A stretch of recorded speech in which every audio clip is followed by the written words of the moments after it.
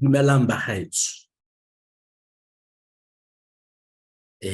So this is again something very interesting about language that's brought up by this reflection already, around the idea of greeting.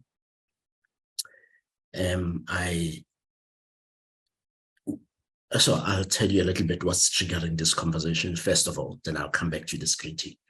So we had a gathering.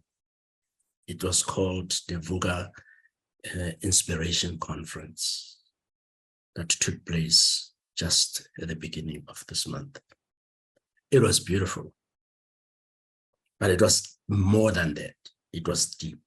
It was fascinating in how it captured the essence of community.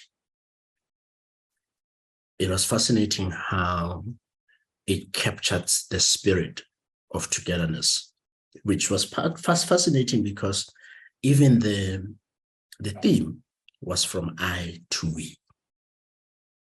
And the whole idea then of community, it really showed up with intention, because we had lots of people that are coming from different parts of the country, different parts of the world.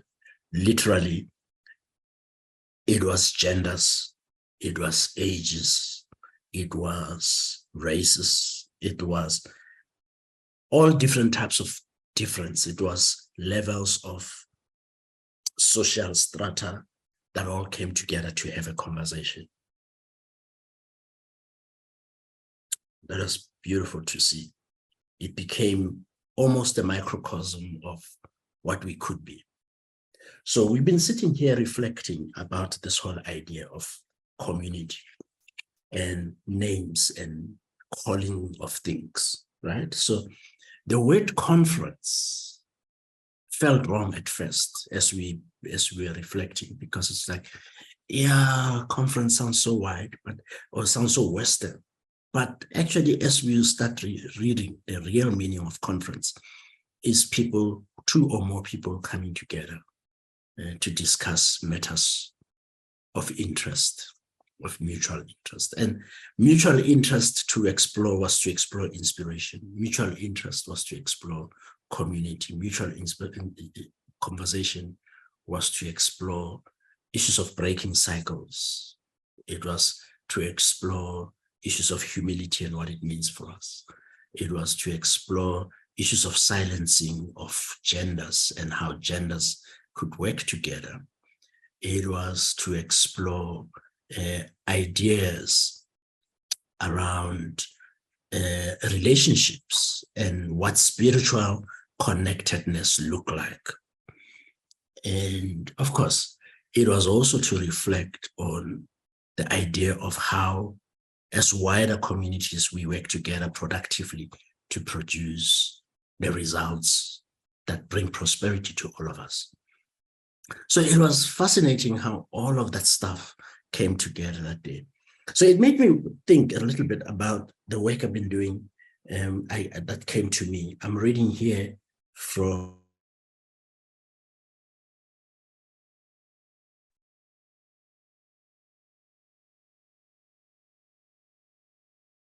what just happened. Okay, that's very interesting. Anyway, I don't know what happened there, but I'm reading here from the book by Malido Masome, who informs a lot of the stuff around how I think about community. He says, community can create a container for natural abilities that can find no place in a world defined by economics and consumerism. Abilities such as artistic talent or shamanic gifts, healing skills, and clairvoyance. These talents are widely recognized in indigenous communities because indigenous people assume the artist is a priest or a priestess through whom the other world finds entrance into this world. If the priest or the priestess regards with reverence and humility the world where his or her art originates, then the work done becomes lasting and impressive. If not, the artist does not last very long. The artist is an artisan of the sacred, can cooperate in bringing the sacred to birth in this world. indigenous people believe that without artists, the tribal psyche would wither into death. That's very deep, especially when in a space where right now we work quite a lot with creatives, but also in touching on one's creativity and how spirit channels itself to people as we show up. As I think we were used in that session to just be vessels to a message that community wants to hear. So I don't even want to make it deeper than the fact that it was a united channeling of community and what community wanted to talk about, because we all were there.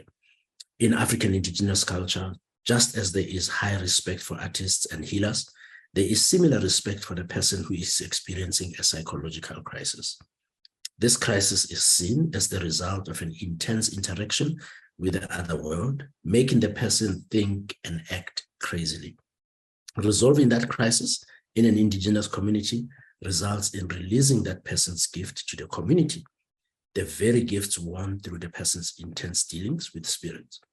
So every time we encounter a modern person who is in crisis, a person whom other people refer to as crazy, I wonder what gifts are being lost to community. This is the voice of Malidoma Some. So the idea of a conference that's supposed to inspire, where then inspiration happens not because we say things, but because all of us are there to connect. All of us come with all our spirit. All of us just show up. Everybody that were there looked like they fought to actually show up on a Saturday morning when people could be doing their own individual stuff, but people came and they showed up. Somebody used the words, it felt like a revival. It felt like church, but it didn't feel like church, but it felt like church. But I think what they meant was they felt the movement of the spirit in the room. It was quite interesting for me to explore. We spoke about issues of mental health, for example. Ayanda spoke very explicitly about her own challenges with mental health and how she's embracing them and encouraging us to accept. Colleen spoke a lot about humility and how humility is not lowering yourself. Humility is about really owning your talent and what you're bringing into the room. Dr. Mvusi and a number of really talented, important women who were in that room spoke about the silencing of voices that we don't want to hear. But when we allow them to show up and repower them, we create a space to hear everything.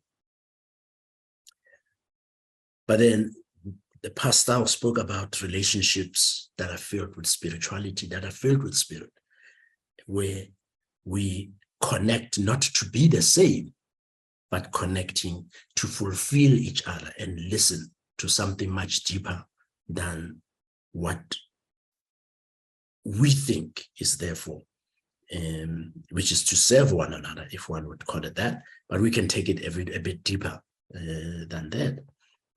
I'm not smart enough to go there, but I know that some of that stuff exists as well. But the conversation I started bringing in around how, as Africans, we may have lost the idea of collaboration and connecting to create the prosperity that we are looking to have. And then, of course, we ended up with a celebration of a launch of a book that came as an example of what this collaboration is. So we didn't just speak collaboration, we didn't just speak community, we didn't just speak connection. It was demonstrated in that room. It has left a very deep dent in my spirit, how beautiful it was. And the fear I have is that we might never be able to have that conference in exactly that way again. And maybe we won't. But what I'm hoping for is that eventually we get to have more of those gatherings of people who are united by one single idea, which is to inspire and feed each other's spirit beyond the idea, intellectual stimulation, but move from intellectual, move from just physical, and just integrate all of it. Your I, your we, your us, to show up. It's important work. Inspiration, unlike motivation, somebody asked me there at that meeting, what's the difference between motivation and inspiration? Inspiration literally is in spirit, is something that comes from outside, but influences or impacts your spirit and reminds you of spirit. Spirit is not a religious concept. Spirit is not an indigenous concept. Spirit is a human thing. It is said that we are spirit, and everything else that surrounds us has to enable that. So this has been quite long, but it's been quite an interesting reflection for me as we've been sitting here. It doesn't even begin to capture a lot of the other stuff that we're talking about. So I'm inviting you to, we'll be posting some of the clips and some of the messages and all of that of what came from that conference. I don't know if it will have the same impact as it had for us who were there, for me, who in a sense instigated it, but how it just became something more than just what we instigated last year as a team from Vuka Online Radio. But I invite you to continue to get into what the work of Vuka is supposed to do, which is really, Vuka is a Nguni word to wake you up, wake up your vision, wake up your understanding, wake up your knowledge, wake up your action. In many ways, that's what we do. So maybe what that conference, that gathering, Moleto, was the spirit to show up and remind us what is the work beyond the academic, beyond the words that was to essentially remind us, or inspiration is probably what we all need today. That's all. Thank you for paying attention.